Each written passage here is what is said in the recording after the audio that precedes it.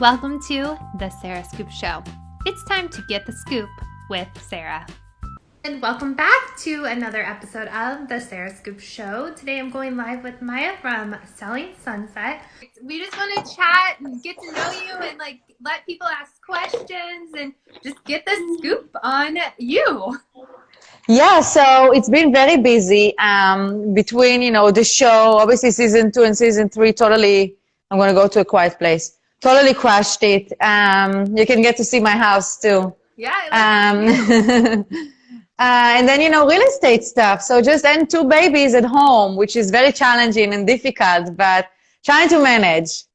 Yeah, so how did you even get started with Selling Sunset? Yeah, so I was with Jason already, actually 2.5 years prior to even doing the show. I was the first girl, I'm proud to say, I always say that. And then after me, Heather joined, Christine and Mary, and who am I missing? So Heather, Christine, and Mary joined right after me. Mm-hmm. So we all been pretty much at the Oppenheim group for 2 years prior to even filming the show or even doing anything with the show, 2-3 years. And then Amanza, Chriselle, and Davina joined last. So I was just doing real estate, didn't thought I'm going to be in a reality show, a very successful one on Netflix, but I'm very lucky and thankful for that. And how did you originally get involved with real estate? So I was always in sales, but I always sold retail, like clothing. And my mom told me, go get your real estate license. So I took my license and then I kind of dive in. And I get these questions all the time, how you start in real estate. And it takes time. It's definitely not easy as you see on the show. I was hustling and I still am, even with the show. So it's definitely not as easy as you can see on Selling Sunset. No, I love that you're very realistic about things, which is awesome. And one of the questions that I did get a lot of when I put up that little questionnaire was they were just asking for advice. They see you being successful and any advice you have. I think, consistency and the way to get clients, and now with COVID things are a bit different, but I used to do a lot of open houses every Sunday because that's free and you can get people to come to your open house and that's how you can generate clients for free. I do a lot of online advertisement. I do Zillow. So for me, Zillow works, but it's a lot of money. So as a new agent, it's tough. I had 3 jobs when I started real estate because I always wanted to have a backup. And real estate can take months until you close your first deal. So I think my advice is have a backup or you have a lot of money saved up for the first year, because it can be slow. And then, open houses, networking, I do online advertisement. There is no secret formula. I think the key is to just talk to many people as you can and just tell them you're in business. And even with that, trust me, I have a lot of people flaking on me. So it's just part of the business. You're still currently doing LA and Miami, is that correct? So I'm in Miami now. I've been actually here since March. Obviously with COVID, I try to avoid as much traveling as I can. So I haven't been in LA since March. I have a couple of interesting clients that I'm working with in LA that looking to buy in LA. That being said, they're also not traveling. They're overseas. So thankfully, once they can start traveling, hopefully it's also safer. And then I might have to fly for a day or two to do the showings and all that. But I've been really busy in Miami as well. And I'm working with pretty good clients here, and hopefully I'll close a couple of those deals in Miami. And ideally just want to focus in Miami, but obviously if someone is telling me, hey, I want to buy a $5 to $7 million house in LA, then trust me, I'm going to be on that flight with a mask. What has, with this show and everything, what's been your favorite part of getting to be on a reality show? You've got, I don't know if you're seeing the comments as they're coming in, but you have a lot of people that are you are my absolute favorite. So you're definitely connecting with people all over the world. I try to, and and to the fans watching the show, our live, I'm sorry if I don't engage with comments all the time. I really try to, but it's tough with 2 babies and with work. So I'm not a snob by any means, but I think that it's great to inspire people, and people, recognize me when I walk somewhere, and I don't even walk a lot, but when I do go to do showings or whatever, people recognize me and they love the show. So it's nice to be in a successful show versus, a bad one. So I'm very thankful and lucky for that. And season 3, I think really, unfortunately, because obviously Chriselle divorce was very, big topic, and we had Christine's wedding. So season 3 was amazing. And I don't know what we're going to do in season 4. I can't. I don't provide any drama, so that's why I'm like, what? They even want me in season 4. I don't know. We'll see if we have season 4. You just led me in my next question. There's so much drama on the show, but you always seem pretty like level-headed about things and focused on work and all of that. How do you manage to not get sucked into all the drama? You know, I hate fighting with people, and I do love Chriselle, I love Christine, I love Davina. I think they're all great, and they all have different personality, and I like them, all of them. So there is no reason for me to fight with anyone. I mean, even Mary, obviously, I'm like, oh, she's Jason's favorite. Yeah, I obviously loves Mary. They used to date, but I never said she doesn't work hard. She works hard too. So I definitely like all the girls. I get along with them, and I just don't have the energy to. I want to focus on, on real estate for me. So I don't want to go into the mini fights, and, it gets me less screen time. Obviously, I have the least scenes in the show, but you know what? I want to sell real estate. I don't want to get headlines of some craziness. I'm not in a housewife TV show, and I don't want to. So when you do watch the show come together, like what is that like? Like, are you expecting it, or is it a kind of a surprise to you with what actually gets shown? I think I love the way they edit things, but obviously they make it too dramatic than what it is. I mean, obviously the last season we had like crazy scenes at Christine's wedding between Chriselle and Davina, and the conversation was longer. So, but they put the sentences and they make it look very dramatic, and obviously it was emotional time for Chriselle. So I do think they do a great job with editing, but unfortunately it doesn't show people always in the best way. But I mean, it's nice to watch, the houses, the music, and the cinematography, and it's entertaining for me. I watched it probably the last season. I watched maybe twice, 3 times maybe. Yeah, I see comments from all over the world, like Japan, Israel, and I'm from Israel. Brazil is a big fan for us also, in the UK. People comment I don't like Davina, but she's actually really nice. She is nice. We get a lot of Davina like comments in here that she, and we only see one side, like you were saying with the editing. We only see one side of, what's TV. Here's the thing with Davina. So season 1, they showed very less scenes with her. So people didn't get to connect with her, and then they made an opinion. So I think she was very nervous, second and third season, because she, nobody wants to be the most hated person. And she was trying to keep, being direct and honest as possible, but also she has nothing against Chriselle, and she definitely doesn't take anyone's side. She actually was, supportive, but obviously, like we talk, in like 5 minutes conversation that we see, it was like 30 minutes conversation. And unfortunately, because I think she was a little bit nervous with the way she can portray it, she maybe came across a little bit more harsh and direct. But she's actually very smart. She's very successful in real estate. She used to do in-house development sales for high-end condos, and she's very knowledgeable. So, and she's a nice person. And unfortunately, the show just, editing doesn't help much. With balancing, like, work life and family life, how have you found it? Like, how have you been able to ground yourself with these young kids? And it's tough. Let me tell you, it's tough. I mean, if they're going to go to nap for 1 hour, then I can do emails, I can do my follow-ups, I can text clients, I can do my email blast, whichever way to try to generate more business.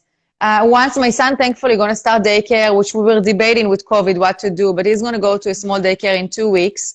And then we're probably going to hire someone part-time just because I still need to go do showings. My husband works nonstop, so it's difficult. I can probably focus the most literally at 7 or 8 p.m. when they go to sleep, the two of them, and then I can check out the inventory and send everything to my clients.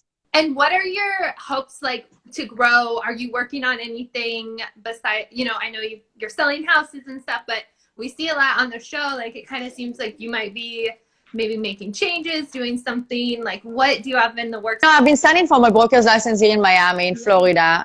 It's been put in a little bit on hold because I have 2 little kids here. So, between working and helping them and studying for something, it's very difficult. Once I find the solution, I'm going to try to have my own broker license, whether if I'm opening my own office or working with Jason or just staying with Douglas Elliman, I don't know yet.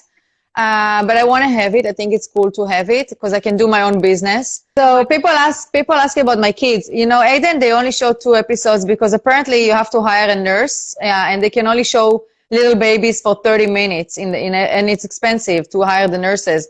So I only got like two scenes with them. But yeah, if we get season 4, I would love to show them more. I think I can contribute more of personal life. Sure, I cannot show my husband because he's, he has a finance job. And unfortunately with this job, it's a little bit difficult it just doesn't, it's not a good look for him to be in a reality show. I mean, let's face it, it's a reality show, but it's a lot of drama. I mean, let's call the boy in his name. So my husband, but my kids can definitely be on it, and I would love to show them, and I would love to have my personal stuff. Unfortunately, I don't have any crazy drama. But yeah, so I'm working on my broker's license, and we'll see what happens. So, but the rumors that I work from home. You're leaving, Jason, you're leaving, those are not true, correct? No. So I don't know why Christine said that. Brett opened his own brokerage, but here's the thing. Brett got his license. He has a broker license. So he's doing his own thing. He still works with Jason, but he's just doing his own thing. None of the girls are going to work with Brett. We're all staying with Jason. Actually, me and Jason are working on a listing here in Miami together. It's his client. I'm going to represent the listing. Working on another buyer here in Miami that Jason referred me. And obviously, once I have to be in LA for staff, I want Jason branding and marketing, and I don't see a reason to move because we have the show, and I think it's great. So I'm still with the Oppenheim group. I never left. I've been there for 6 years now, 5 years. So yeah. Yeah, that's awesome. No, that's great. I love that you're able to show us a person on the show that a lot of people can relate to, where, yeah, you're doing awesome things, but you still have like your family life. You still have these big goals. I have a baby here. Oh, look at him. I got my dog here. Oh, how sweet. My other baby is like in the living room in the little playpen. What's your, I know we kind of were talking about this and you said it's just hard. Like, what is your best advice for people trying to balance it all? What have you found to work for you?